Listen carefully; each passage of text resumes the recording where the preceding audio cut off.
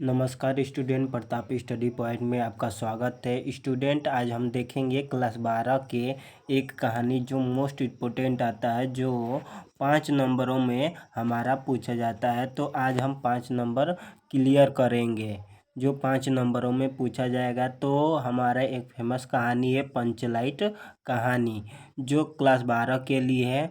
और देखेंगे गोधन का चरित्र चित्रण, जो हमें 5 नंबरों में पूछा जाता है पेपर में। तो आज हम गोधन का पंचलाइट कहानी का गोधन का चरित्र चित्रण देखेंगे। तो चरित्र चित्रण उसका कैसे लिखेंगे जब पेपर में आ जाएगा। तो चलिए शुरू करते हैं।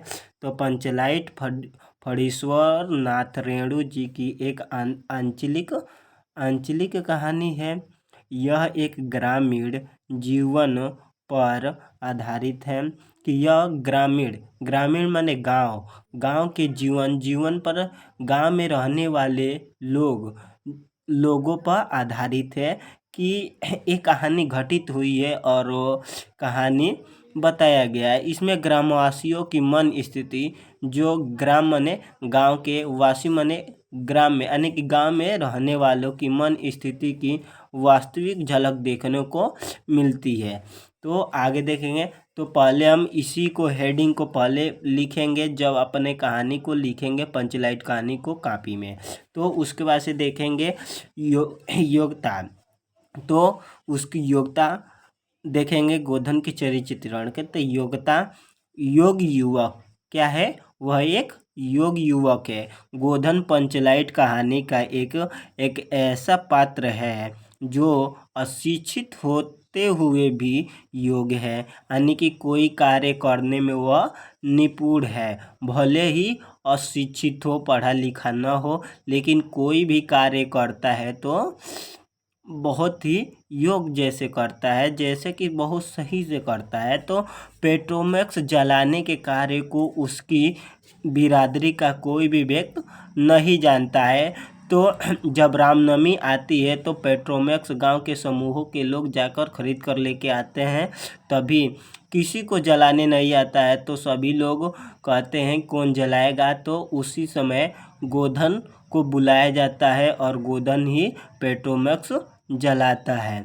तो पेट्रोमैक्स जलाने के कार्य को उसकी बिरादरी का कोई भी व्यक्ति नहीं जानता है, परंतु वह उसे जला देता है। लेकिन गोधन उसको क्या कर देता है, जला देता है, उसको जलाना जानता है। उसके बाद से आगे देखेंगे। तो गुणवान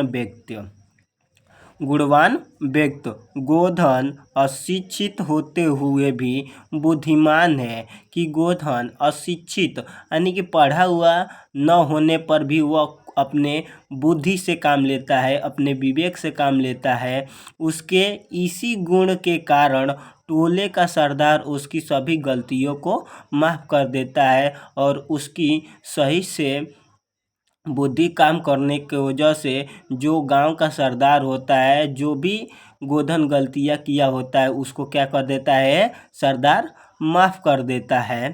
तो आगे देखेंगे निर्भीक युवक। इसी तरह आपको हेडिंग डाल कर और नंबर वाइज करके लिखना है। तो आगे देखेंगे गोधन में निर्भीकता का गुण भी है। कि निर्भीक युवक, निर्भीक माने बिना, जो डरता न हो। युवक माने एक जो नौजवान 16 से 18 के बीच में होता है, वो युवक होता है। तो गोधन में निर्भीकता का गुण भी है कि वह डरता नहीं है। वह गाने गाकर तथा आंख मटकाकर मुन्नरी के प्रति अपने अंदर प्रेम को प्रकट करता है। वह गांव वालों से किसी से डरता नहीं है और जो मुन्नरी होती है उसके साथ आंखें मटकाकर और प्रेम के अपने अंदर प्रेम प्रकट करता है। उसके बाद से अगला हेडिंग आएगा जाति पाति से दूर। वह इतना अच्छा व्यक्ति होता है, भले ही अशिक्षित होता है, लेकिन वह जाति पाति की भेदभाव नहीं करता है। गोधन और मुन्नरी परस्पर एक दूसरे से प्रेम करते हैं। उसी गांव में एक मुन्नरी नाम की लड़की रहती है और गोधन रहता है, उसके प्रति वे एक दूसरे से प्रेम करते हैं।